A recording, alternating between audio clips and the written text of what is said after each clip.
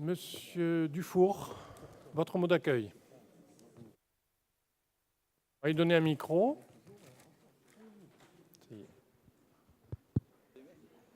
Ça marche. Bon.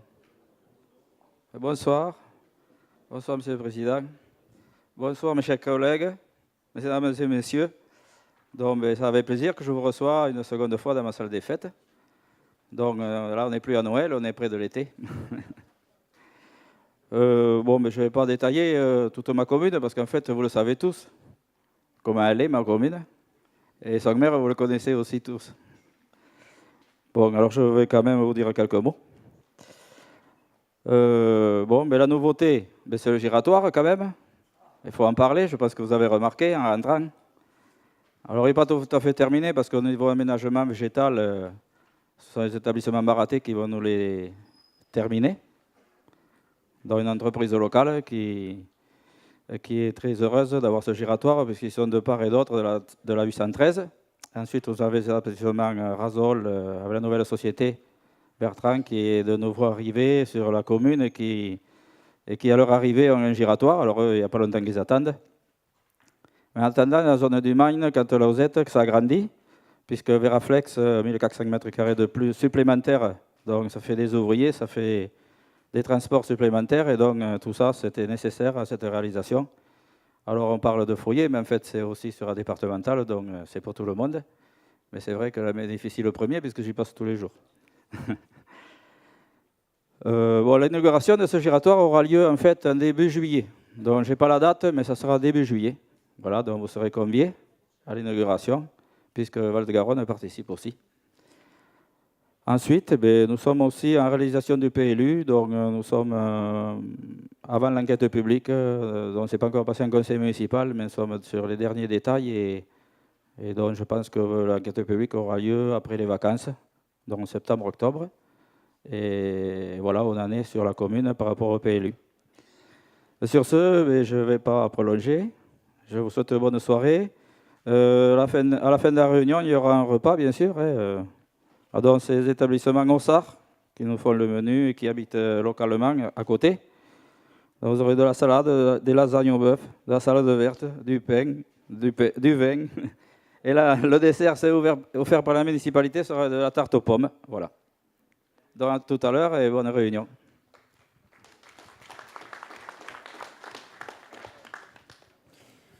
Merci, monsieur le maire.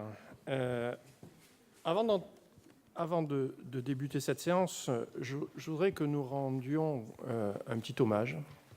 Un hommage à monsieur Alain Zanardo, une pensée pour lui, qui était conseiller municipal de la commune de Clérac, et qui était membre de la commission voirie à Val-de-Garonne Agglomération.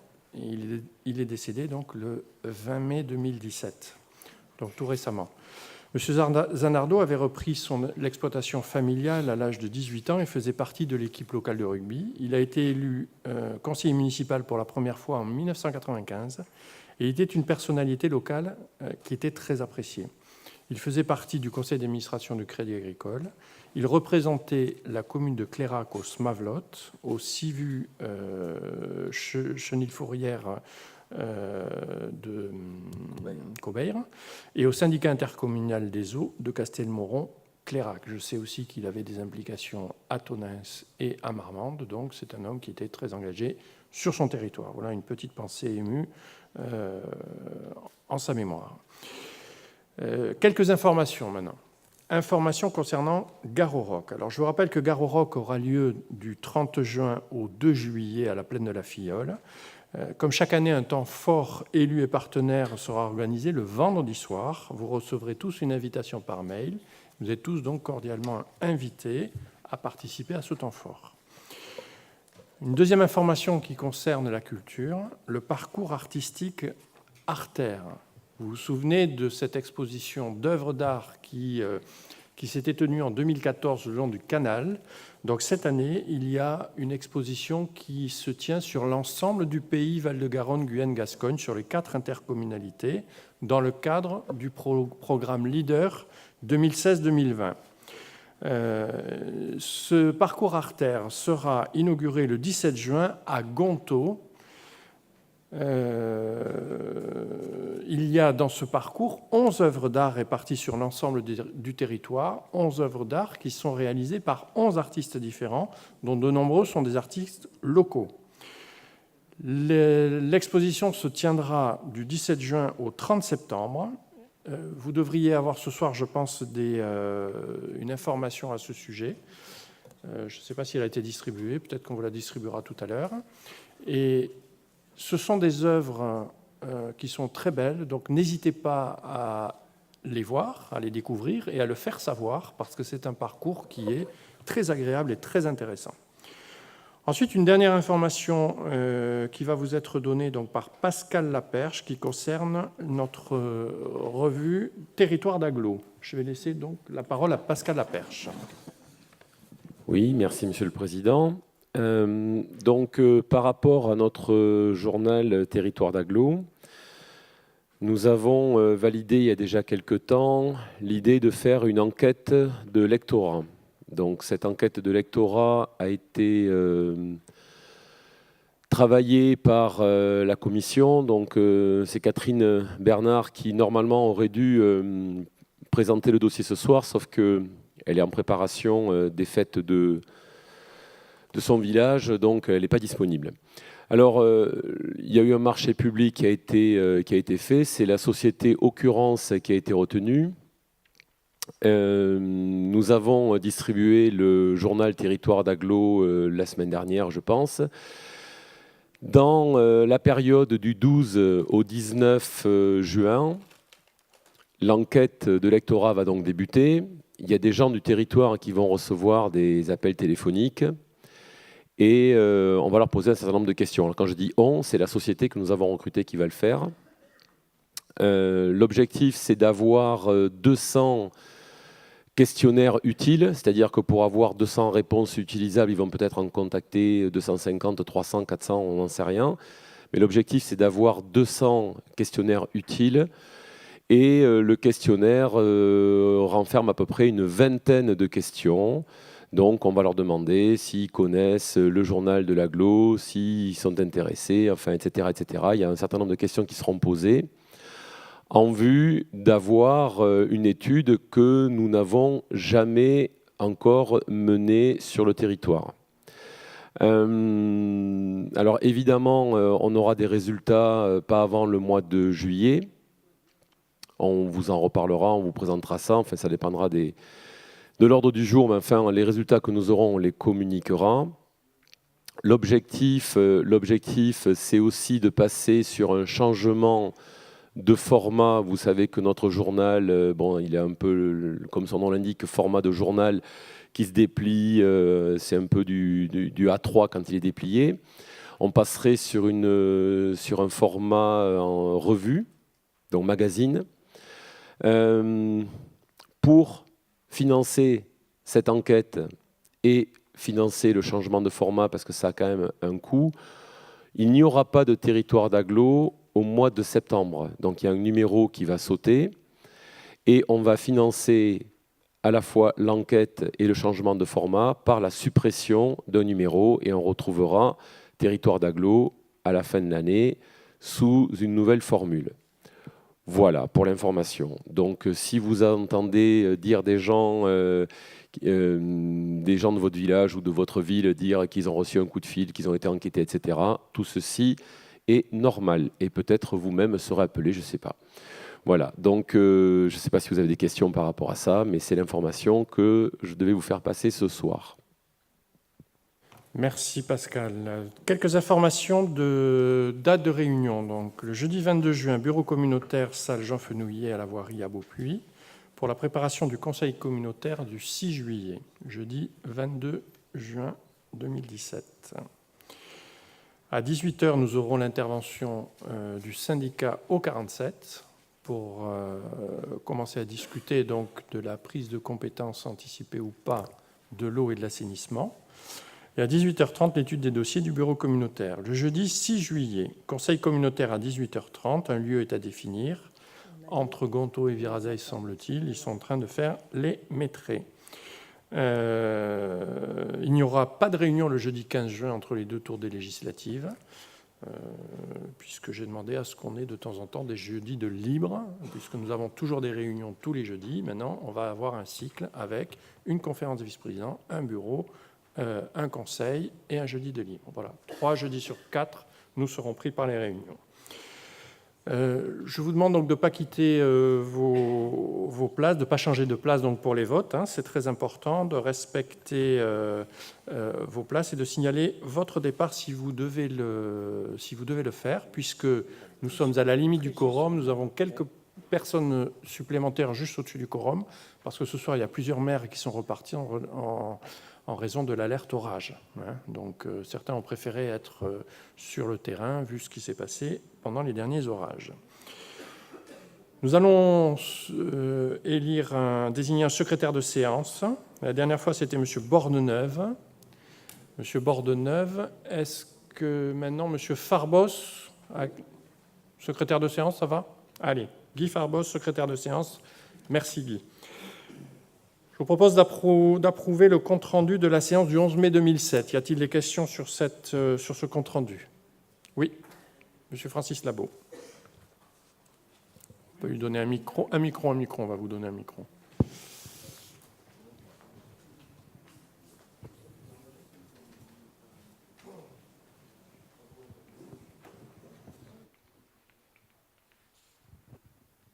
Oui, Monsieur le Président, m'excuse, mais au sujet du plan climat, j'ai voté pour, alors que j'ai été répertorié votant contre. D'accord, alors on va rectifier ça. Parce que votre réponse m'avait paru adéquate, alors j'avais voté pour. D'accord, merci. Donc, merci, si j'arrive à convaincre, tant mieux. Merci, Monsieur Labo. Le maire de San Salvador del Lisos doit être considéré donc comme votant pour. Merci. Pas d'autres modifications à faire? Qui est contre? Qui s'abstient? Je vous remercie. Nous allons donc passer au déroulement de la séance. Nous allons avoir un avis sur la modification des statuts du SCOT. Alors, il y a une erreur dans les statuts qui nous ont été transmis, puisqu'on y parle de PETR, Val-de-Garonne, Guyane, Gascogne. Alors, le PETR, je sais que certains veulent transformer leur organisation en PETR, mais ce n'est pas encore acté, ce n'est pas encore ça. Donc, je pense qu'il y a eu un copier-coller par rapport à un projet futur. Il n'y a pas de PETR sur notre territoire, on parle bien de syndicats mixtes du SCOT. Donc, à un moment, vous avez PETR dans le texte, c'est syndicats mixtes du SCOT. Voilà l'erreur qui avait été commise par les services du SCOT. Et vous allez avoir ensuite les rapports d'activité en deuxième partie, donc de conseils communautaires. Je vous propose d'aborder le premier point très rapidement. Validation de la stratégie locale de gestion du risque inondation du territoire à risque important, inondation, Tonneins-Marmande, donc le SLGRI. Je vous rappelle que nous avions pris donc, par anticipation la compétence GEMAPI et que maintenant nous sommes en phase d'études très poussées, ce qui va conduire ensuite à des modélisations et à des décisions que nous devrons prendre. Donc je vais tout de suite laisser la parole à Michel Guignan, qui est responsable de ce dossier. Merci, Monsieur le Président. Oui, parce que ça fait quand même longtemps que nous parlons de la GEMAPI. Bon, ben, vous voyez, on travaille avec Sylvain, avec Florent. Ça va venir de plus en plus souvent que l'on va vous demander de voter pour des cas comme ça. Oui, la SLGRI a été élaborée dans le cadre d'un comité de pilotage qui regroupe 40 membres, comporte 5 axes thématiques et un programme d'action qui sera décliné ultérieurement dans un programme d'action de prévention des inondations, c'est-à-dire un papier d'intention. Cette LCGRI représente pour chez nous, pour la commune, pour l'agglo, 19 communes, dont c'est quand même pas seulement important. Et dans ce tri, il y a aussi la commune de Nicole et Moneur, qui se situe à l'amont.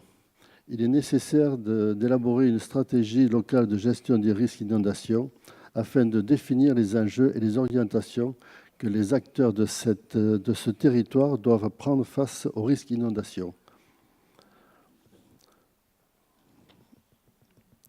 Val-de-Garonne Agglomération a été désignée structure porteuse de la SLGRI et est accompagnée des services de l'État pour mener à bien l'élaboration de celle-ci. Un comité de pilotage composé de 40 membres a ainsi construit la SLGRI qui devra être validée par le Conseil communautaire de Val-de-Garonne Agglomération et par la Commission inondation des bassins, instance de l'État. Bon, maintenant, j'ai parlé un petit peu. Je vais plutôt laisser à notre technicien Florent Crépeau de continuer cette présentation. Et après, je répondrai à vos questions. Merci Michel. Monsieur Crépeau, si vous voulez bien nous présenter la SLGRI. Merci, bonsoir. Donc j'ai essayé de faire une petite synthèse de ce document que vous avez eu qui fait quand même un nombre de pages conséquent. Donc la stratégie locale de gestion du risque d'inondation concerne 19 communes sur notre territoire, les 19 communes inondables du Val-de-Garonne, donc de la limite avec la Gironde jusqu'à Tonins et Litton. Mais ils sont inclus aussi, donc, comme l'a expliqué M. Bignan, les communes de Nicole et Moneur, puisqu'elles ont leur digue, leur système d'endiguement a un impact sur notre territoire. Donc par contre, ce sont des communes, de la communauté de communes, du Confluent et du Coteau de Texas. Donc le périmètre, les 40 membres du comité de pilotage, donc on partit l'ensemble des communes, mais aussi les acteurs socio-économiques, l'État, différents partenaires. Le portage par Val-de-Garonne Agglomération a dû être validé d'abord par un arrêté préfectoral, puisqu'on est quand même dans une politique aussi nationale. Pour mener à bien cette stratégie locale de gestion du risque d'inondation, il y a eu 3 comités de pilotage avec ces 40 membres, et aussi 5 comités techniques sur une thématique précise, puisque la stratégie concerne tout un ensemble d'éléments, tant l'alerte, la gestion de crise, l'information des populations et aussi la gestion du système d'endiguement.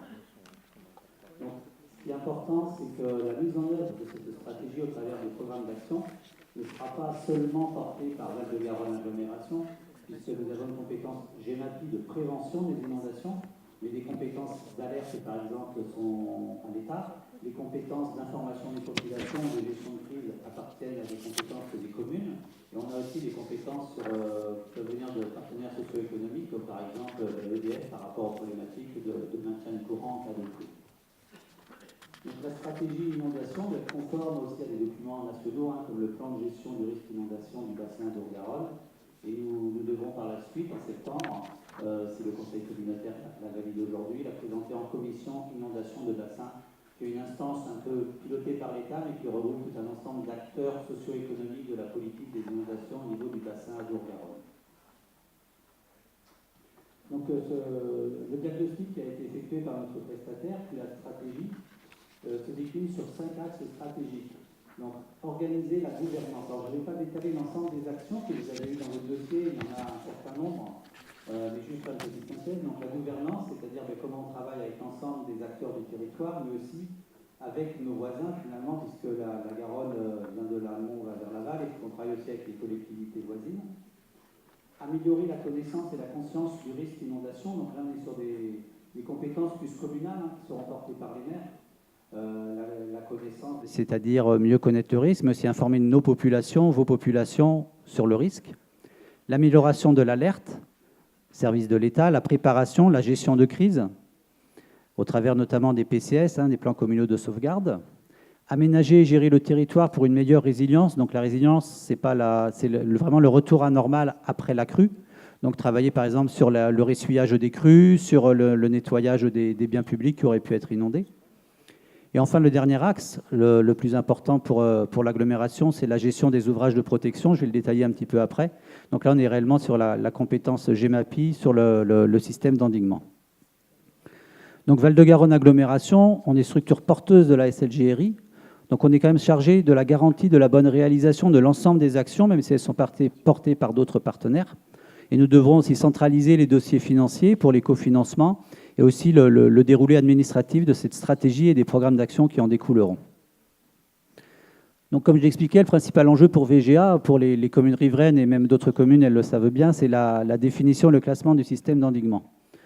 Notre prestataire, puisqu'on a fait d'abord un état des lieux assez précis, on a 160 km de digues publiques et privées, soit gérées maintenant par Val-de-Garonne Agglomération ou alors gérées par des privés, des petites digues. Et on est soumis à plusieurs contraintes, d'abord réglementaires, qui sont très importantes. La loi GEMAPI a entraîné de nouvelles contraintes assez complexes, et notamment le fait qu'une digue ne pourrait être classée que si elle protège plus de 30 habitants. Et seul Val-de-Garonne Agglomération aura compétence pour classer les digues sur le territoire. Deuxième contrainte, elle est financière, puisque nous aurons des études obligatoires assez coûteuses à mener, des études de danger obligatoires avant le classement de nos digues. Et seul ce classement permettra au service de l'État d'inscrire nos digues comme digues. Sinon, pour l'État, elles n'existeront pas. Et il risque d'y avoir des travaux importants, puisque certaines de ces digues sont très anciennes. Et des responsabilités juridiques, puisque maintenant, donc, lorsque ces digues seront classées, c'est Val-de-Garonne qui aura la responsabilité de la protection des populations. Et il faudra choisir le niveau de protection, puisqu'on aura possibilité au niveau réglementaire de choisir à quel niveau on protège ces populations.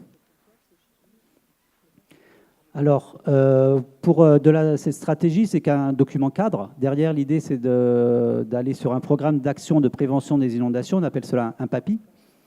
Donc, le comité de pilotage, en fait, après de nombreuses discussions, s'est rendu compte que l'état des lieux qu'on a fait lors de la prestation n'est pas suffisant pour permettre aux élus de décider du système d'endiguement qu'il est possible de conserver au regard des contraintes que j'ai énumérées juste avant. Donc, il a été proposé dans le cadre d'un PAPI d'intention, c'est-à-dire d'un programme d'action de prévention des inondations préalable, de réaliser une étude hydraulique assez poussée pour simuler des différents scénarios de crues avec différents scénarios de systèmes d'endiguement et de différents niveaux de protection.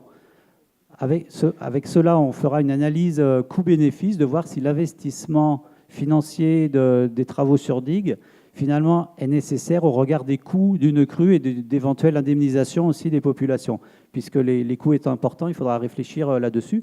L'objectif de cette étude, c'est de vous apporter vraiment les éléments pour pouvoir choisir avec l'ensemble des conséquences du classement au niveau des protections des populations, mais aussi financières et juridiques, puisque derrière, il y a une responsabilité de Val-de-Garonne. Alors, ce papier d'intention, on pourra le faire en interne, puisque c'est un complément de la stratégie inondation. L'avantage de faire un papier d'intention, c'est que ça nous permettra aussi d'avoir solliciter des aides de l'État sur les fonds Barnier et européens, il semblerait, sur du fonds FEDER pour avoir un financement à hauteur de 80%. Donc, il ne restera normalement que 20% pour l'agglomération. Donc, le papier d'intention comportera les engagements des financeurs et il y aura besoin d'avoir des délibérations, au moins des lettres d'intention de tous les maîtres d'ouvrage, donc de l'ensemble des communes, mais aussi d'autres partenaires, qui sont finalement pilotes, maîtres d'ouvrage de certaines actions. Pour finir, j'ai fait un planning prévisionnel. Le président nous avait demandé, à M. Guignan, moi-même, un petit peu d'avoir une vision sur le long terme, puisque c'est assez complexe. Donc aujourd'hui, nous sommes au Conseil communautaire. Il y aura en septembre 2017 une validation, on l'espère, en commission inondation de bassin. L'idée, c'est de faire valider notre papier d'intention en fin d'année pour pouvoir très rapidement, en 2018, réaliser l'étude hydraulique, qui sera assez longue. Et enfin, courant 2019, déposer un papier complet, un programme d'action complet, qui comportera notamment les travaux que nous aurons à réaliser sur ces systèmes d'endiguement pour leur classement. En parallèle de ça, les études réglementaires seront échelonnées sur 4 à 5 ans, puisqu'elles sont assez coûteuses, et ça permettra finalement d'arriver en décembre 2021 à la demande de classement des digues, une fois que toutes les études seront faites. Puis de mettre en œuvre le papier d'intention, les travaux, etc., et d'être aussi, je dirais, réglementairement dans les normes au niveau responsabilité aussi de Val-de-Garonne Agglomération. Voilà, tout ça, juste une dernière précision, c'est que, parce qu'il y a eu beaucoup de discussions, on est cadré par les textes réglementaires. Le fait qu'on soit en territoire risque important inondation aussi impose certaines responsabilités et la nécessité de mener ces études d'un point de vue technique, juridique et pour les populations. Voilà, je vous remercie. Merci, M. Crépeau. Y a-t-il des questions sur ce dossier, qui est un dossier extrêmement complexe? Oui, M. Trouvé, Jacques Trouvé.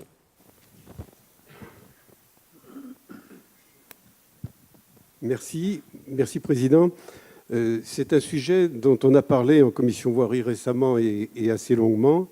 Et donc, cette loi GEMAPI a été instaurée suite à la tempête Xynthia, qui avait fait beaucoup de beaucoup de personnes, enfin, beaucoup de morts, notamment auprès des côtes atlantiques.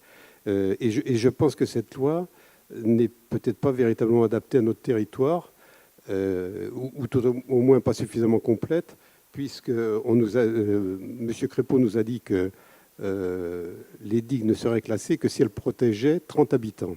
Je crois qu'à l'origine, la plupart des digues sur notre territoire ont été créées non pas pour protéger des habitants, mais pour protéger des terres agricoles. Et si j'ai bien compris ce que nous a dit M. Crépeau, on n'obtiendrait des subventions que pour les digues classées. Ce qui veut dire que les digues non classées vont être plus ou moins délaissées. Et je pense qu'on va avoir une levée de bouclier des agriculteurs parce que vraiment, ces digues protègent les terres agricoles. En 1977, au mois de juillet, il y a eu une crue importante qui a inondé une bonne partie de la vallée de la Garonne. Toutes les cultures étaient au maximum, mais il y avait eu des dégâts énormes. Donc je pense qu'il faudra sans doute réfléchir au fait que les digues non classées ne soient pas totalement abandonnées. Oui, je crois qu'il faut effectivement avoir toujours à l'esprit qu'il y a le réglementaire pour respecter la loi, pour se mettre en conformité avec la loi et surtout pour dégager la responsabilité aussi du président. Parce que la responsabilité du président sera engagée dès lors qu'il y aura un non-respect de la loi. En revanche, ça ne nous empêchera pas de faire différemment sur des digues qui sont réservées effectivement aux activités agricoles, sachant que lorsqu'elles ne présentent pas de protection vis-à-vis de personnes, bon, ben là, s'il y a un accident, ça aura beaucoup moins d'impact, effectivement, de responsabilité qu'une digue qui protège des habitants. Donc je suis tout à fait d'accord avec vous, il faut inclure ces digues-là dans notre réflexion. Après, on peut très bien avoir un niveau d'intervention sur ces digues. Et c'est la commission qui décidera de ce niveau d'intervention et qui conseillera le conseil communautaire. Y a-t-il d'autres questions sur ce dossier? Oui, Monsieur Brault, Monsieur Pain, pardon.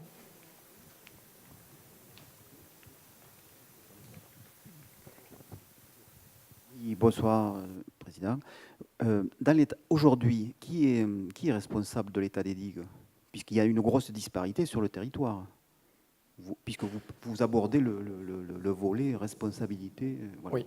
Alors, si nous avons pris la compétence par anticipation, je vous rappelle un petit peu l'historique, c'est que justement les études de danger n'étaient pas réalisées et que tous les présidents de syndicats étaient responsables, tous. S'il y avait un accident sur le territoire, ils étaient tous responsables. Aujourd'hui, nous ne pouvons pas être mis en responsabilité puisque nous avons engagé l'ensemble des actions qui permettent de tendre vers un respect de la loi. Ce qui veut dire que s'il y a un accident aujourd'hui, on ne pourra pas nous opposer de ne rien avoir fait puisque nous commencerons les travaux et nous savons que nous en avons pour plusieurs années. Donc, en termes de responsabilité, aujourd'hui, tout le monde est dégagé. En revanche, s'il n'y avait pas eu la prise de compétence GEMAPI par anticipation, les présidents de syndicats aujourd'hui étaient en situation de responsabilité en cas d'accident. Et les digues qui n'étaient pas dans des syndicats? Et les digues privées? Oui, mais là, si elles ne sont pas dans les syndicats et si elles ne protègent pas de personnes, il n'y a pas de responsabilité. Oui, mais disons, il y a la même digue sur le même tronçon oui. a pu être donnée au syndicat ou ne pas être donnée. Voilà. Il y avait encore des tronçons où les digues étaient privées. Oui, oui. Voilà. Là, en termes de responsabilité, après, sur le passé, là, je ne peux pas vous dire sur ce genre de choses. Oui, c'est trop spécifique. Voilà, mais sur l'avenir, parce qu'il y a encore des digues privées. Alors, les digues privées, nous ne sommes pas responsables pour le moment. Oui, mais qui font partie mais quoi qu'il en soit, qui font partie de... Voilà, quoi qu'il en soit, lorsqu'elles sont intégrées dans la réflexion, et là, nous en sommes pour l'instant à la stratégie. Ensuite, il y aura le PAPI, hein, le programme d'action. Pour l'instant, à partir du moment où nous sommes dans les démarches de respect du cadre réglementaire, je ne crois pas qu'on puisse venir chercher en responsabilité qui que ce soit, même les propriétaires de digues privées, à partir du moment où elles vont être incluses dans la réflexion générale de protection du territoire à risque important. Ils seront tenus de se soumettre après, oui, bien sûr. Au PAPI, après, par oui. exemple. Voilà. Ah oui, tout à fait. Tout à fait. Suivant les classements que nous allons faire aussi. Parce que ce qui est vrai que sur notre territoire, il y a une grosse disparité. Bien sûr qu'il y a des disparités. C'est pour ça tout l'intérêt d'avoir pris la compétence GEMAPI par anticipation. C'est une réflexion globale sur le territoire, puisque nous sommes un territoire à risque important, et d'avoir une harmonisation des procédures et une harmonisation surtout de l'entretien. Il y a un maître d'ouvrage unique, voilà, et on peut travailler sur l'ensemble de la protection aux populations et aux biens, mais de manière très homogène. Et je crois que c'est ça qui manquait sur ce territoire. Alors, je voulais vous dire aussi que par rapport à ce domaine, je crois que nous avons très bien fait de prendre la compétence par anticipation. Je le dis à chaque fois, mais là, j'ai de plus en plus d'arguments. Il semble qu'il y ait très peu de territoires qui l'aient pris jusqu'à aujourd'hui. En revanche, tout le monde aujourd'hui y réfléchit, et surtout les territoires à risque important comme le nôtre. Donc, vont arriver sur le marché, maintenant, des demandes d'études et de travaux plus tard que les sociétés, que les cabinets ne pourront pas satisfaire. Ce qui fait que comme nous sommes que 2 ou 3 à l'avoir pris par anticipation, nous allons être servis en premier, avec des tarifs normaux et avec des délais normaux. Ceux qui vont venir après, je leur souhaite bon courage, parce qu'une fois qu'ils en seront aux études de danger, nous, on aura déjà passé ce cap-là. Et là, pour obtenir un cabinet à des prix intéressants, ils ne trouveront pas, et à des délais contraints, ils ne trouveront pas. Donc, on est dégagé de ce genre de problématique pour le moment. Oui, Monsieur Morizet.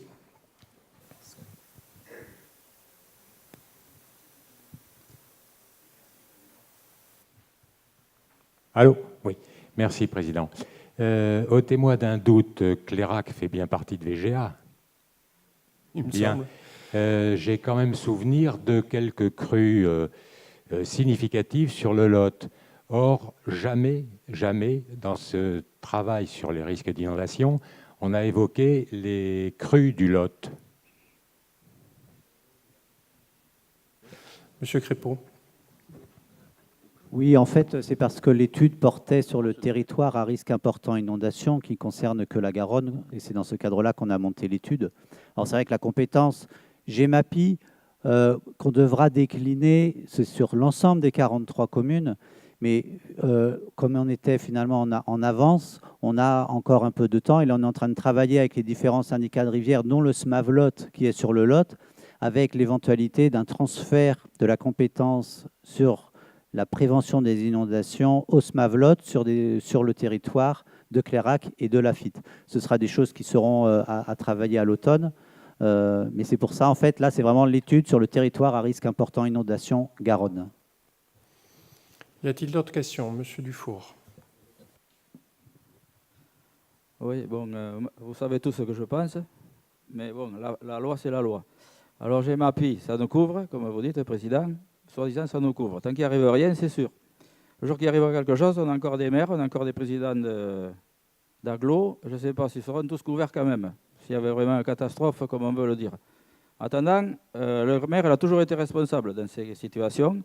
Il y avait des plans d'inondation, des plans de prévention, dont tout était réglé dans chaque commune concernée. Ça marchait très bien. Aujourd'hui, bon, nous-mêmes, au niveau de l'agglo, on a dû, par rapport à cette loi, embaucher un technicien, mettre une ligne supplémentaire d'impôt qui aujourd'hui ne suffira pas à toutes les études qu'on va faire. Et quand on aura fait toutes les études, on sera dans la capacité de faire les travaux. Et de ce temps, Garonne, je ne sais pas ce qu'elle fera. Moi, je ne suis pas divin. Alors, le problème, il est que moi et les autres, là, nos collègues, enfin tous les PCI, en fait, et encore, nous sommes les premiers. Et quand tous les autres vont découvrir vraiment la réalité du problème de financer tout ça, je pense qu'il y a tous les élus que nous sommes, et nous sommes des élus après tout. La population dira, mais les élus, ils n'ont rien fait pour que ça n'existe pas, et rien ne s'est fait.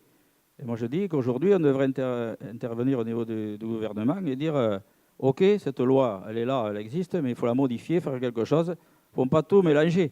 Une vague de la mer avec Garonne, ça fait 2, quoi. Et les digues, elles ont toujours existé, le tout, c'est les entretenir. Si on entretient 5 mètres et qu'on laisse tomber 200 mètres, la catastrophe aura lieu, ça aura coûté de l'argent et ça ne servira à rien. Donc voilà, et moi je serai dans le but d'aujourd'hui, tout en négociant, essayer de renégocier tout ça et de peut-être se faire aider par d'autres agglos, je ne sais pas, mais en fait tout le monde va tomber dans le même problème de ne pas pouvoir payer les travaux, les études certainement pas non plus. et puis tout tombera à l'eau, mais enfin, les catastrophes arriveront un jour. Donc, c'était ce que j'avais posé en bureau communautaire comme question. Oui. Essayer de se rapprocher des élus de l'État, hein, et puis leur dire, bon, mais là, nous, on a des difficultés, comment on peut faire autrement? Alors, merci de votre question et je vais vous répondre tout de suite et vous rassurer tout de suite. Dans votre question, il y a deux choses. Premièrement, pour ce qui concerne les financements. Les financements, il existe aujourd'hui des participations et des cofinancements, notamment par les fonds Barnier. Donc on rentre dans le cadre de ce genre de choses et on va pouvoir bénéficier de certains financements. Mais on est bien conscient que les charges à supporter en fonction des études qui seront faites risquent d'être extrêmement élevées. Et je suis intervenu il y a 3 semaines à peu près à Cahors dans le cadre d'une journée de formation de la DCF sur la GEMAPI où on m'a demandé de témoigner sur la prise de compétences par anticipation par Val-de-Garonne Agglomération, parce que dans toute la Nouvelle-Aquitaine, il n'y a pas d'autre exemple, donc et en Occitanie non plus, donc je leur ai fait part de notre manière d'aborder les choses et de la situation dans laquelle on était. Et j'ai demandé à la DCF de réfléchir sur une proposition qui a été retenue par la DCF, c'est-à-dire de revoir dans le cadre de la loi les financements par bassin. Aujourd'hui, on s'aperçoit qu'à Toulouse, ils râlent parce que tous les villages amont, enfin tous les ruisseaux amont et toutes les rivières amont déversent leurs eaux sur Toulouse. Bon. À Cahors, ils râlent parce qu'effectivement, il y a plusieurs affluents aussi en amont qui déversent leurs eaux sur Cahors, qui est aussi un territoire à risque important. Idem à Montauban. Bon. Résultat des courses, moi je leur ai dit, moi vous êtes bien gentils, mais en fait, toutes vos eaux à vous, c'est nous qui la recevons à Marmande. Donc voilà, il y a quand même une réflexion globale par bassin à avoir, et j'ai demandé à la DCF de réfléchir sur une proposition qui a été retenue, et la DCF va essayer de la structurer, c'est de mettre en place un établissement public comme les établissements publics fonciers, dans le domaine du foncier en appui aux communes, un établissement public en fait de financement d'ouvrages dans le cadre de la loi GEMAPI pour les territoires à risque important, qui permettrait de centraliser sur l'ensemble des bassins versants les taxes qui sont prélevées sur tous les bassins pour ensuite réaliser, enfin une partie des taxes qui serait réservée donc à l'investissement, on garderait une partie sur le fonctionnement et une partie d'investissement serait centralisée sur tout un bassin versant pour intervenir directement et fortement sur les territoires à risque important. Je ne vois pas comment ça peut être fait différemment parce qu'aujourd'hui, suivant la richesse des bassins, un bassin qui est très riche socio-économiquement et qui a très peu d'inondations ne percevra rien sur sa population alors qu'elle peut se le permettre. Et l'eau passera directement pour aller vers chez nous, alors que nous sommes un bassin socio-économique en difficulté et nous avons des investissements à faire. Donc là, il y a une véritable mutualisation des investissements par bassin versant, par grand bassin, et je pense que pour le bassin de la Garonne, il nous faut trouver ce genre de solution, et elle est aujourd'hui à l'étude donc à la DCF, et j'espère qu'il y aura ensuite des propositions réglementaires qui seront faites dans ce sens. Voilà. Y a-t-il d'autres questions sur ce dossier? Oui. Monsieur Freycinet.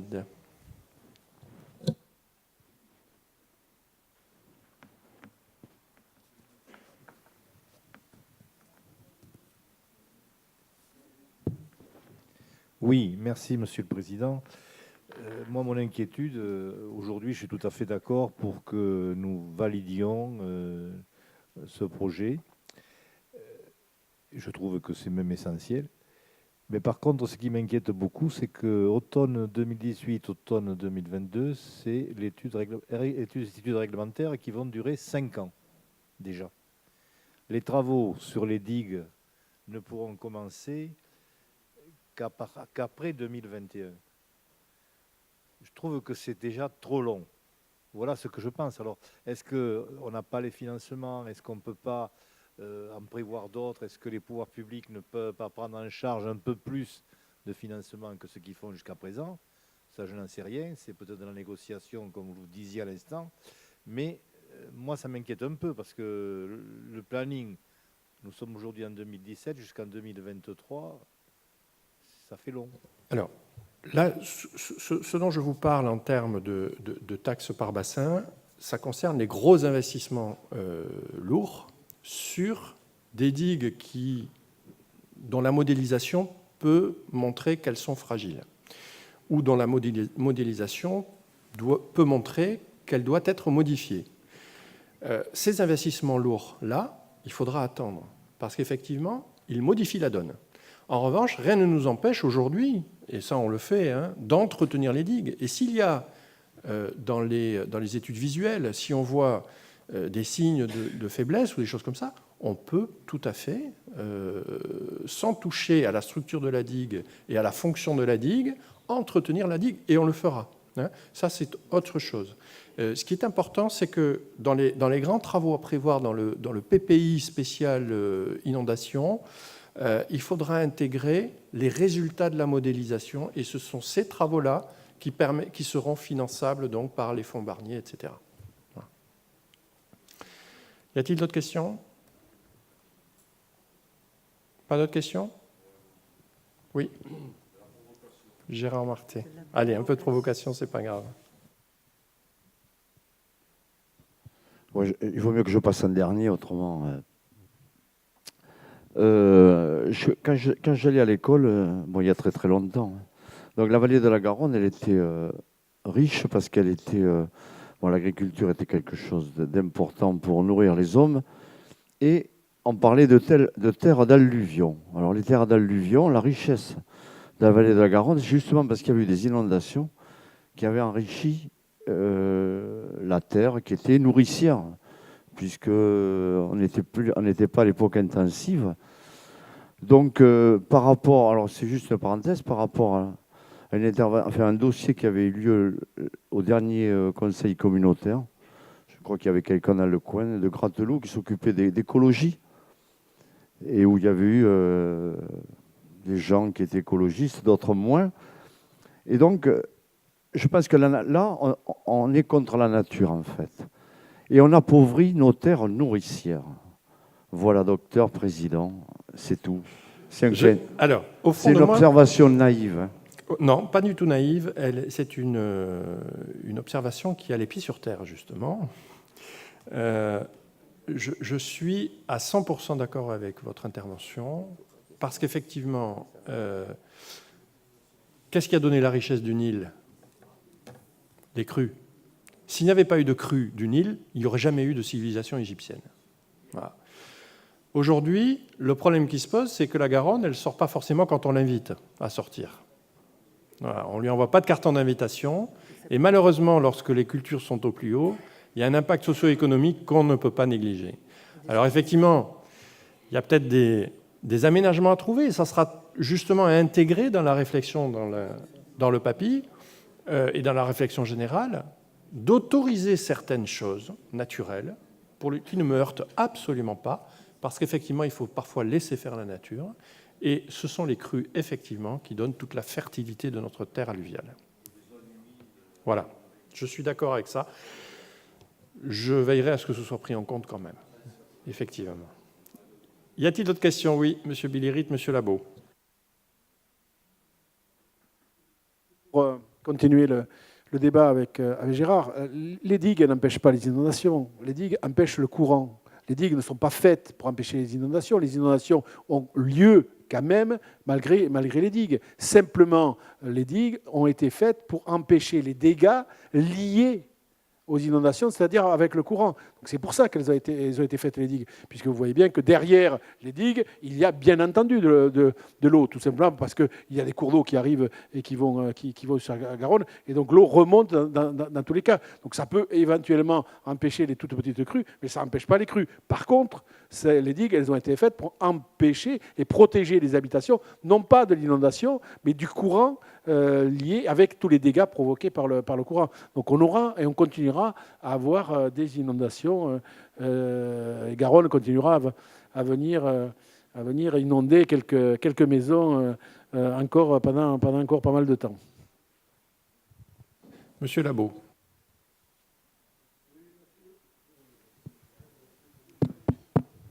Oui, ça va marcher.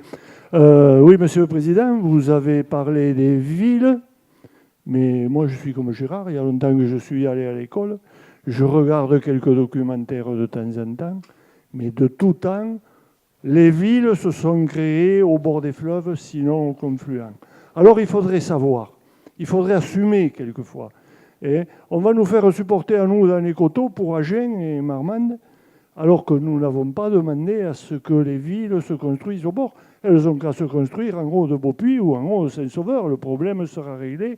Et en plus, les meilleures terres de France et de Navarre seront consacrées à la culture.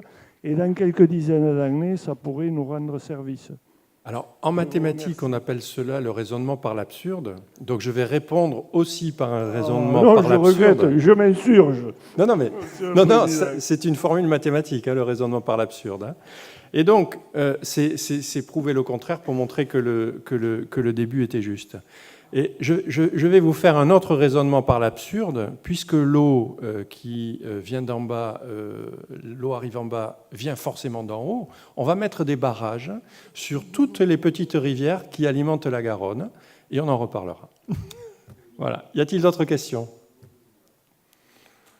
Pas d'autres questions? Allez, je pense qu'on peut passer au vote. C'est un dossier très important. On l'a pris avec un peu de légèreté à la fin, mais c'est un dossier vraiment très, très technique et sur lequel il faut que nous soyons extrêmement sérieux. Dossier numéro 1, donc, concernant l'adoption de ce schéma. Qui est contre? 2 voix contre. Qui s'abstient? Je vous remercie. Dossier numéro 2, désignation d'un délégué de Val-de-Garonne Agglomération au syndicat mixte d'aménagement des bassins versants de l'Avance, de l'Ourbise et des bassins associés. Donc nous avons une démission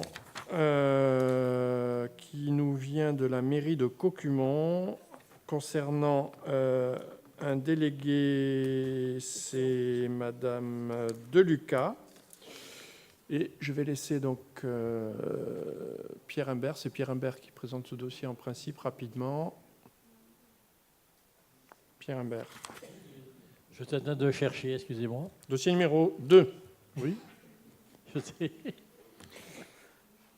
Alors c'est Madame Deluca qui se retire du syndicat mixte d'aménagement du bassin versant de l'Avance de l'Ourbise et des bassins associés. Et je vous propose donc à la demande de la mairie de Caucumont de désigner M. Jean-Paul Lafiteau, conseiller municipal de la commune de Caucumont, comme délégué suppléant de Val-de-Garonne Agglomération auprès de ce syndicat.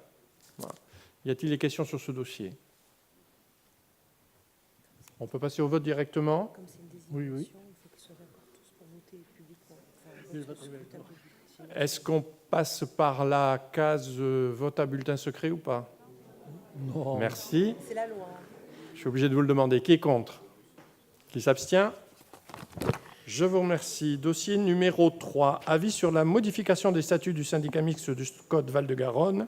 C'est Gilles Lagahuzière qui va vous présenter le dossier. Et nous avons donc Jacques Billérit qui peut renchérir.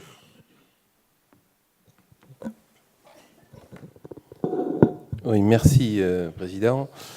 Oui, effectivement, je vais vous présenter ce dossier de modification des statuts du syndicat mixte en tant que vice-président chargé de l'urbanisme. Ensuite, dans les questions techniques, il y a le rapport d'activité du SCOT où là, toutes les questions pourront être abordées si vous le souhaitez. Et Jacques Billérit, qui est évidemment le président du SCOT, sera à même de nous éclairer sur cette activité. Alors, donc, s'agissant des statuts du syndicat mixte, le syndicat mixte du SCOT sollicite donc l'avis de Val-de-Garonne Agglomération sur le projet de modification des statuts du syndicat. Alors cette modification intervient suite à des évolutions qui nécessitent la régularisation des statuts, à savoir l'intégration de la communauté des communes des Coteaux et Landes de Gascogne dans le syndicat, l'intégration également de la communauté de communes du pays de Lauzun dans le syndicat et le retrait de la communauté de communes de Lot et Tolzac. Également, les statuts sont modifiés et permettront, si une décision est prise du côté du pays des pays de Duras, des communautés de communes du pays de Duras, de pouvoir également intégrer cette communauté de communes du pays de Duras. Donc, alors, les principales modifications des statuts qui sont mises aujourd'hui à délibération, c'est la constitution du syndicat à laquelle est rajoutée donc, la communauté de communes des Coteaux et Landes de Gascogne et la communauté des communes du pays de Lausanne. Il y a également le nom du syndicat qui est modifié et qui s'appellerait donc désormais le syndicat mixte du SCOT Val-de-Garonne, Guyenne, Gascogne. Si vous voulez, c'est le même nom en réalité que le nom qui a été adopté pour le pays. On a le pays qui porte les dossiers leaders etc. S'appelle Garonne, Guyenne, Gascogne et le SCOT qui en fait est un petit peu le reflet maintenant du même périmètre que le pays, eh bien, porterait ce même nom. Et ensuite, il y a la représentation des communes au sein du syndicat qui serait la suivante. Alors, je vous rappelle qu'avant la modification des statuts, la représentation par commune était, pour les communes de moins de 5 000 habitants, un délégué titulaire, un délégué suppléant. Pour les communes de 5 001 habitants à 10 000 habitants, 5 délégués titulaires et 5 délégués suppléants. Et pour les communes de plus de 10 000 habitants, 6 délégués titulaires, 6 délégués suppléants. Donc le comité syndical a réfléchi sur cette modification et propose, et a délibéré à l'unanimité d'ailleurs, de modifier le nombre de délégués de la façon suivante. Les communes de moins de 3 000 habitants auraient un délégué titulaire, un délégué suppléant. Les communes de 3 001 à 10 000 habitants, 2 délégués titulaires et 2 délégués suppléants. Et les communes de plus de 10 000 habitants, 4 délégués titulaires et 4 délégués suppléants. Ce qui fait qu'on passerait en nombre de délégués, on était à ce jour, je crois, si je ne me trompe pas, on était 54 délégués au SCOT. Et avec cette extension à ces nouvelles communautés de communes et cette nouvelle répartition de délégués, on serait 97 délégués. Voilà.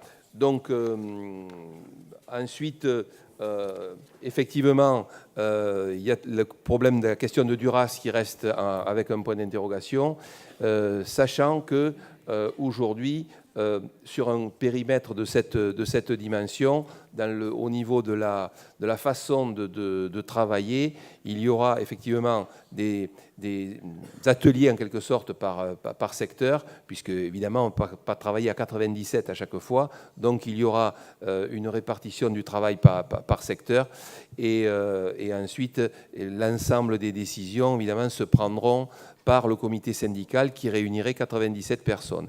Il y aurait aussi mais Jacques en parlera peut-être tout à l'heure, une assemblée des maires pour tenir au moins 1 ou 2 fois par an, informer les maires de l'évolution de ce qui se passe au niveau du SCOT, parce que ce qu'on a souvent constaté, c'est que les délégués au niveau du SCOT ne sont pas forcément les maires, et quelquefois la communication n'est pas suffisante. Donc voilà les principales raisons de modifier ces statuts. Et donc aujourd'hui, le Conseil communautaire a se prononcé sur cette modification qui a été adoptée à l'unanimité par le comité syndical du SCOT. Je ne sais pas s'il y a des questions.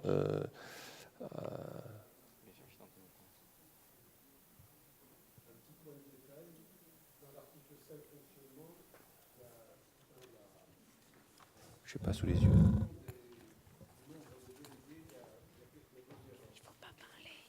Ah. C'est interdit de parler sans micro. C'est-à-dire ? Excusez-moi. Il est dit commune de moins de 3 000 habitants, un délégué titulaire et un délégué suppléant.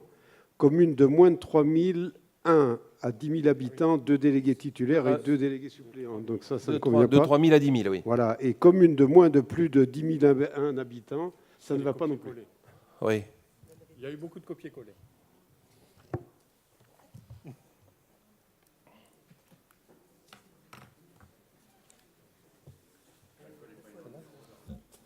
Pas de questions particulières, on peut passer au vote.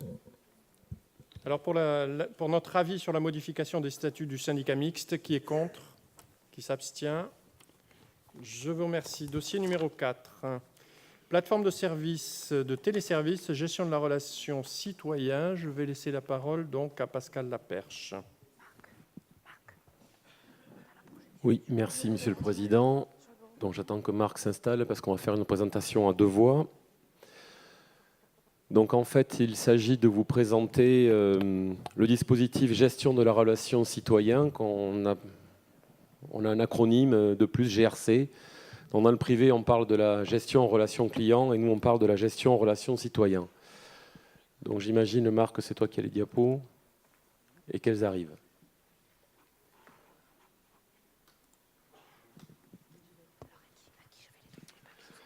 Voilà, donc nous avons 4 points. D'abord, l'affermissement de la tranche conditionnelle de l'accord cadre de recherche et de développement entre le pays et la Poste. Donc là, il faut savoir qu'il y a un accord qui a été passé entre le pays et la Poste. Il y a eu l'Assemblée générale du pays qui a validé l'affermissement de la tranche conditionnelle. Alors, juste pour ne pas vous perdre, dans le pays, il y a plusieurs EPCI. L'affermissement de cette tranche conditionnelle dit juste que maintenant, c'est chaque EPCI qui passe un contrat spécifique avec la Poste. Voilà, donc retenez ça. C'est-à-dire que nous, on va avoir une convention. Il y aura une convention entre VGA et la Poste. Ensuite, il y a une convention qui va être passée entre VGA et les communes qui voudront participer au dispositif. Et enfin, la mise en œuvre de l'expérimentation de cette fameuse GRC sur le territoire de Val-de-Garonne.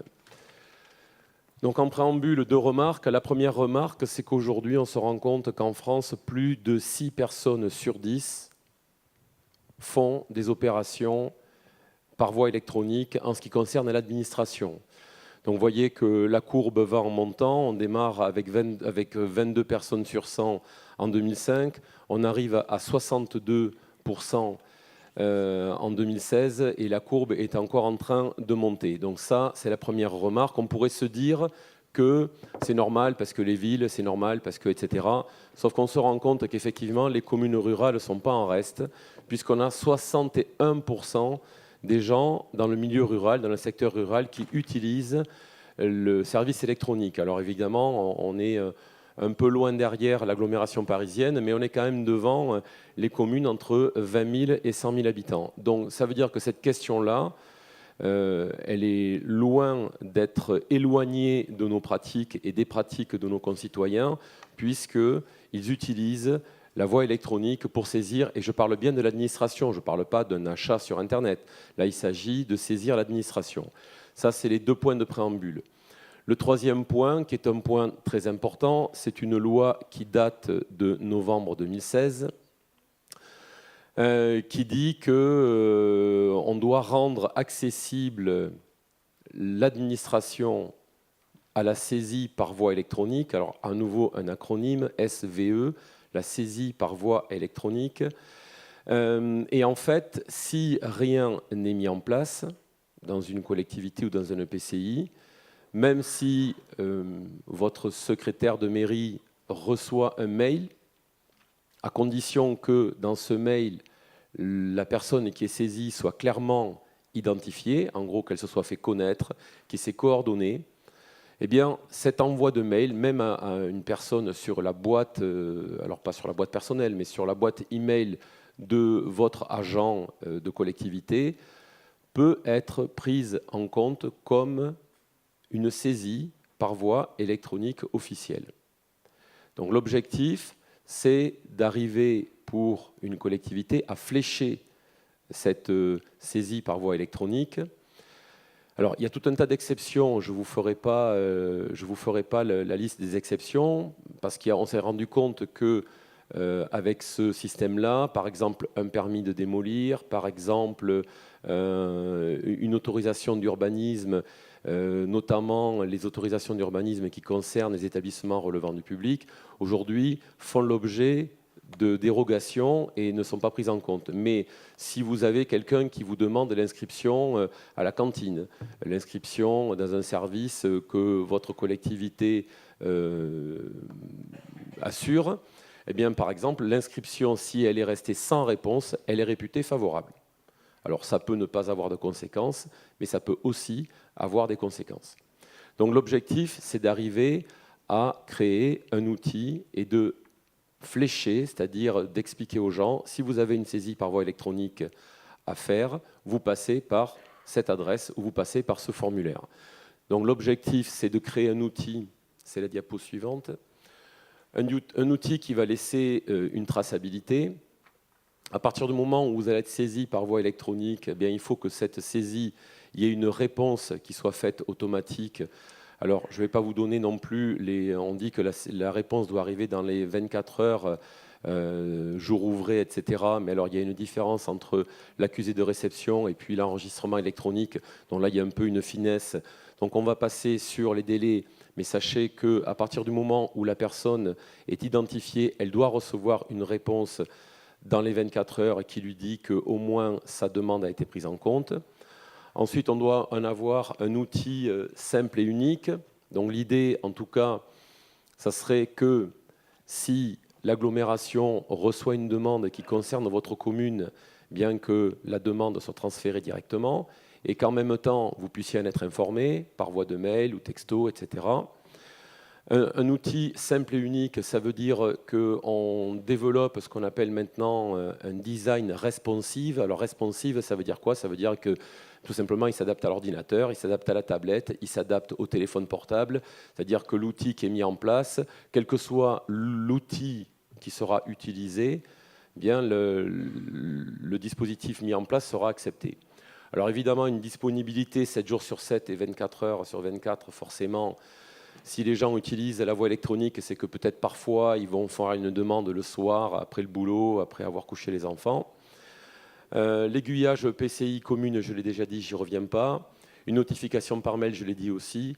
Et donc l'objectif aussi dans cet accord de recherche et développement avec la Poste, ça serait que la Poste propose, en tout cas aux communes qui n'en ont pas, la possibilité de créer un site Internet. Parce qu'évidemment, c'est une des questions qu'on leur a posées. Oui, mais les communes qui n'ont pas de site, donc ils nous ont dit que pour ceux qui n'en avaient pas, ils pourraient aider à la création.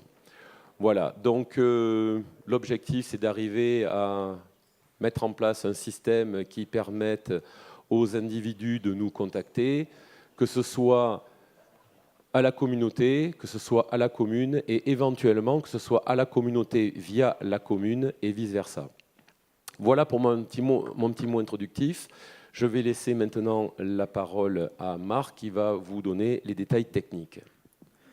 Donc effectivement, nous avons commencé à travailler avec l'équipe de la Poste il y a un an par anticipation sur la mise en place de cette plateforme qui permet à la fois d'être au niveau de l'EPCI et au niveau des communes et d'apporter auprès de l'utilisateur et de l'habitant l'ensemble des services dont il a besoin pour être, lui, dans le confort, pour assurer effectivement ces échanges électroniques avec ces collectivités locales. Donc dans le trousseau, la plateforme de manière générale s'appelle Smart Ruralité.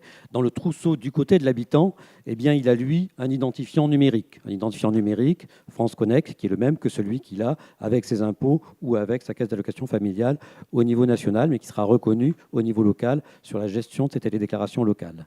Il a un compte citoyen qui est multi-opérateur, ça veut dire que il a le même compte qui lui permet aussi bien d'accéder au niveau de l'EPCI, de VGA, qu'au niveau de la commune et peut-être au niveau d'autres types d'administration. Il a enfin un troisième outil qui est un coffre-fort électronique pour que tous ces documents, ces justificatifs, que ce soit des justificatifs de domicile, de facture, de salaire, mais également ces éléments de revenus vis-à-vis des impôts, il puisse les stocker et les utiliser quand il en a besoin pour assurer une procédure et une formalité administrative. Une inscription des enfants, ça veut dire qu'il a effectivement ces éléments d'information d'état civil et de revenus à disposition dans un coffre-fort électronique qui est assuré ad vitam aeternam, je dirais, par la Poste, donc dans la durée, et tout cela étant gratuit, bien sûr, pour l'usager. Du côté des collectivités, donc de VGA et des communes volontaires, ça veut dire qu'il faut être capable, effectivement, comme le disait Pascal, eh bien, qu'il y ait un site Internet disponible pour chacun, si effectivement la commune n'a pas de site Internet. C'est le premier niveau. Le deuxième niveau qu'on voit en dessous, c'est l'ensemble des fonctions et des services proposés. Donc bien sûr, il y a les formulaires de gestion de la saisine par voie électronique, mais il y a également une centaine de téléservices qui sont déjà disponibles et qui correspondent eh bien, aux besoins de chaque commune et également de VGA sur la gestion de ces différentes procédures, de ces différentes formalités. Donc là, c'est un bouquet de services qui est à disposition et chacun peut choisir d'en utiliser un ou plusieurs en fonction de ses besoins et de ses capacités de gestion en interne. Également, dans la batterie des services, il y a une gestion en open data des données, une gestion d'annuaire, une gestion de paiement en ligne, parce que souvent, des procédures administratives nécessitent d'avoir le paiement en ligne associé, donc c'est également joint à l'intérieur. Il y a une gestion de courrier qui est disponible pour que les communes qui souhaitent avoir une gestion et une traçabilité de leur courrier papier puissent également le gérer avec la même plateforme. Une gestion des interventions sur site, quand il y a effectivement des interventions de services techniques qui sont nécessaires, et également une gestion de prise de rendez-vous et de réservation, donc soit de prise de rendez-vous pour un service, soit pour rencontrer un élu, soit de réservation sur une salle ou un équipement public. Et enfin, mais ça c'est plutôt dans la machine, tout à fait en bas, le générateur de formulaires qui permet de faire des téléservices sur mesure, c'est-à-dire d'adapter exactement les outils à la demande de chacun sans que ça vienne perturber l'ensemble de l'architecture. Donc voilà l'ensemble de la plateforme qui a été développée, qui a été testée en blanc sur Marmande et sur Tonneins et qui permet aujourd'hui d'avoir une mise en place opérationnelle à grande échelle. Exemple de téléservices que l'on a testés déjà et qui sont déjà en pilote, donc qui ne sont pas vus du côté du public, mais qu'on a testés avec différents services. Donc des demandes de rendez-vous. On parlait de GMAPI, par exemple, signaler un problème de digue ou un problème de rive, c'est-à-dire que l'usager puisse bien effectivement directement signaler un problème particulier pour demander et le signaler, le remonter auprès du service technique. La gestion des déchets, des demandes particulières, de conteneurs, de composteurs, d'enlèvement d'ordures ménagères. La demande de collecte de films plastiques agricoles. On a repris l'ensemble des services sur lesquels aujourd'hui il y avait des interventions et des relations avec les usagers pour caler les procédures correspondantes. Bien sûr, tout ce qui est autour de l'administration du droit des sols, même si c'est de compétences communales, et aussi bien au niveau des demandes de renseignement que sur les mises à disposition de formulaires en ligne ou les demandes de rendez-vous avec les services techniques, là aussi. Quand on descend au niveau de la commune, si la commune a déjà un site web, elle aura à disposition une petite ligne de code facile à intégrer et sur laquelle on l'aidera effectivement à l'intégrer à son site web pour que ça fasse apparaître un petit carré comme celui-ci, qui est l'accessibilité directe au téléservice par l'usager, qui lui donnera directement l'accès à la plateforme des téléservices. Et là, chaque commune peut choisir, si elle le souhaite, les téléservices qu'elle souhaite mettre en œuvre. Donc bien sûr, saisine par voie électronique, mais également une demande de rendez-vous, signale un nouvel habitant se signale un problème, demande de location de salle, demande de stationnement, demande de subvention, de copie d'acte d'état civil. On va retrouver tous les téléservices, bien sûr, et tous les services qui sont en gestion par la commune. Voilà les deux niveaux, donc le niveau EPCI et le niveau communal. Donc, exemple de site web, et effectivement, les premières demandes qui ont été faites, c'est aussi parce qu'il y a un besoin de renouvellement ou de mise en place d'un site web pour les communes, donc ça s'adapte tout à fait. Voilà un exemple, effectivement, de site web proposé qui intègre directement aussi bien la gestion de la communication habituelle de la commune que la plateforme de téléservice à l'intérieur. Et pour l'usager, l'accès au guide des démarches et directement à la gestion des services. L'intérêt, c'est qu'effectivement, il n'a pas à se poser la question de savoir s'il doit s'adresser à VGA ou à la commune. Il pose effectivement ces questions et il va directement sur le téléservice et c'est orienté ensuite vers une plateforme de gestion qui oriente vers les bonnes personnes qui gèrent aux différents niveaux et chacun pouvant être en copie et notifié effectivement. un exemple de formulaire qui mélange à la fois de la localisation, on localise géographiquement un point, ça génère une adresse qui est normalisée par la Poste, et on gère derrière ça des formulaires et des outils de gestion correspondants. Et ensuite, les agents ont effectivement les outils de gestion correspondants pour assurer le traitement de la mise en place. Voilà sur la présentation technique générale, je n'insiste pas parce qu'on l'a vu effectivement déjà en réunion de bureau, en réunion technique. Les éléments de mise en place du contrat de collaboration entre VGA et la Poste dit que aujourd'hui, eh bien, chaque EPCI donc, est autonome dans sa relation avec la Poste, donc est autonome dans sa mise en place pour la phase de déploiement. Donc propose un contrat de collaboration entre VGA et la Poste. Donc cette plateforme de service à laquelle donc, on a collaboré sera commercialisée au niveau national en fin d'année par la Poste, auprès de l'ensemble des communes et des EPCI, au coût effectivement de 90 centimes TTC par habitant et par an. Par rapport aux éléments de mise en place, on a négocié une mise en place qui est à hauteur de 64 centimes TTC par habitant et par an, sur une durée effectivement de 5 ans. Et après cette période de 5 ans, qui est réduite à 34 centimes. Également à noter, donc sur 2016, pour effectuer l'ensemble de ces développements, il y a des investissements qui ont été faits et sur lesquels il y a, dans le contrat de collaboration, un accord de retour financier sur les ventes qui sont faites par la Poste pour rembourser ces investissements. Deuxième niveau, effectivement, le contrat d'expérimentation entre VGA et les communes volontaires pour la mise en œuvre et qui, elles, peuvent effectivement mettre en place donc, le service SVE générique, un bouquet de services, un site web et bien sûr les formations et l'accompagnement correspondants sur lesquels eh bien, on a calé eh bien, une sorte de mutualisation des coûts avec un coût de déploiement par commune qui serait de 34 centimes par habitant et par an pour les communes volontaires.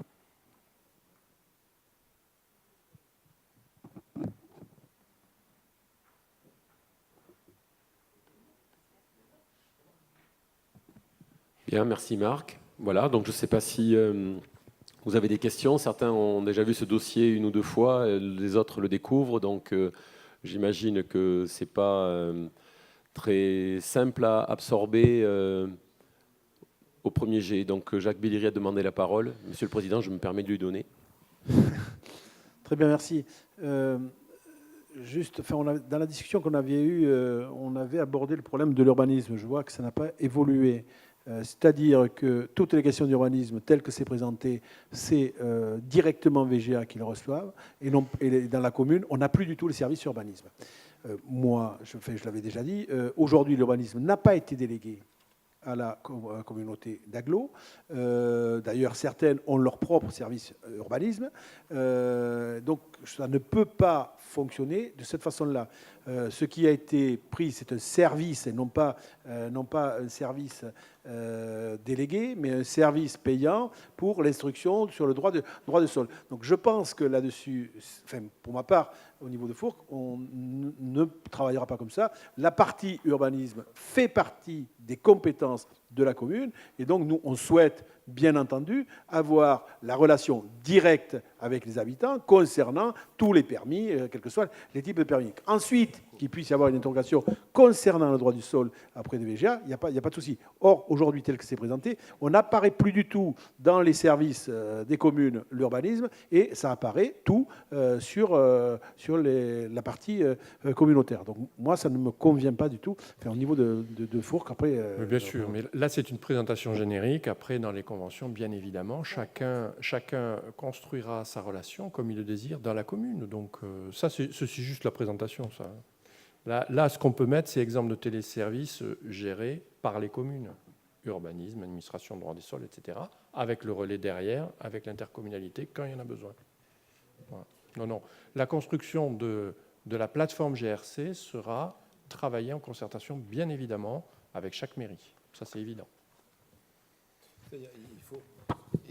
Il faut dans ce cas-là que le téléservice soit considéré comme un service et non pas comme une façon de se substituer en quoi que ce soit à la commune. C'est pas du tout, bien sûr.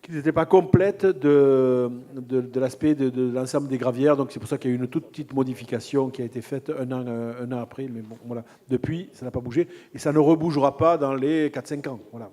Donc c'est ce qu'on peut dire. Par contre, la révision va être lancée, mais on sait que pour le mettre en place, on a mis 5 ans. Et là, d'amener 2 autres territoires, voire un troisième, comme le disait tout à l'heure Gilles, c'est-à-dire la communauté du pays de Duras, à travailler avec nous, bon, ça va demander 4-5 ans avant d'avoir la révision, ce qui correspondra à ce qu'on aurait été obligé de faire dans tous les cas.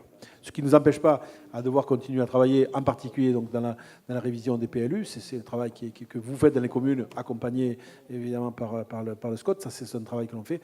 Et la décision qu'on a prise au niveau du SCOT de faire une évaluation, non pas attendre 6 ans pour faire une évaluation, mais bien de faire une évaluation annuelle du SCOT, parce que s'il y a des éléments qu'il faut modifier, ne pas attendre simplement au bout de 6 ans de se dire, ben oui, tiens, c'est dommage qu'on n'ait pas fait ça, parce que ça entraîne tel effet indésirable sur les documents d'urbanisme. Voilà. Y a-t-il d'autres questions? Pas d'autres questions, donc qui est contre? Qui s'abstient? Je vous remercie. Dossier numéro 6, nouvelle mise en place d'un plan d'organisation de surveillance et de secours pour les piscines d'été. Y a-t-il des questions? Pas de questions? Qui est contre? Qui s'abstient? Je vous remercie. Pas de questions sur les décisions? Oui, Monsieur Rigal.